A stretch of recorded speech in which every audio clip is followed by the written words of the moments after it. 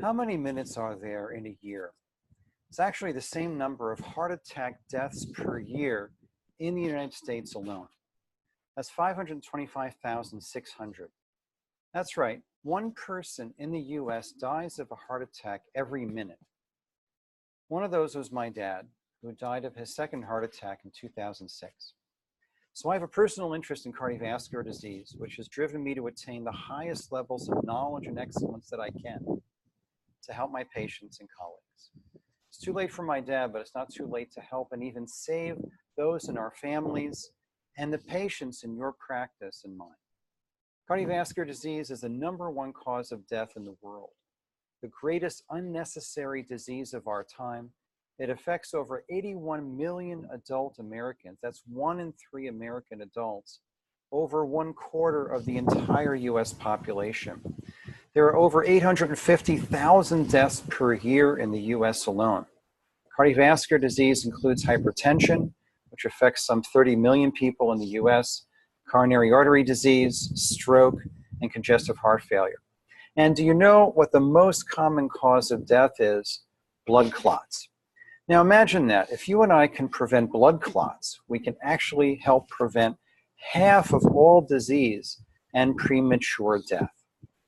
Now, for most patients, cardiovascular disease is one form of metabolic syndrome, which affects some 70% of US adults now, and is caused by insulin resistance. In fact, it's also known as cardiometabolic syndrome. Now, what to do? Can we actually help our families and patients prevent and reverse cardiovascular disease? Or do we just need to take drugs for life to lower cholesterol and manage symptoms? Does high blood cholesterol really cause heart attack and stroke?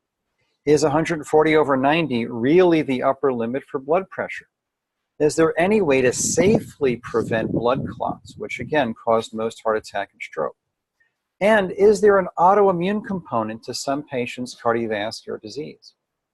In this seminar, the cardiovascular seminar, you will get answers to these questions from my own 28 years of clinical practice experience, and you'll understand what really causes cardiovascular disease.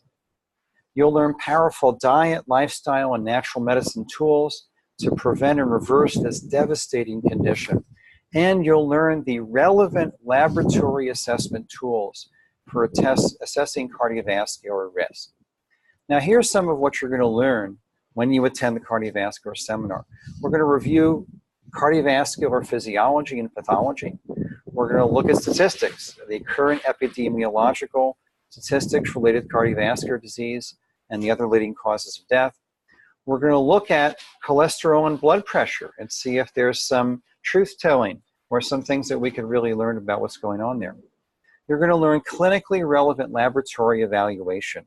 In fact, you're going to learn the 10 most important lab tests for assessing cardiovascular risk. You're going to learn approaches to diet, exercise, and lifestyle to support cardiovascular patients and help prevent cardiovascular disease. And you're going to know how to use specific herbal and nutritional medicine to effectively help your patients. You're going to learn the most powerful foods, lifestyle changes, food and plant-based supplements that really work and, unlike pharmaceutical drugs, are actually safe.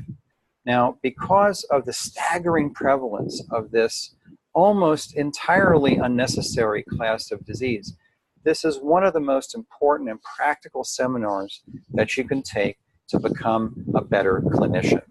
What you will learn from this seminar will help you support your patients and your community, preventing suffering and even premature death for perhaps thousands of people.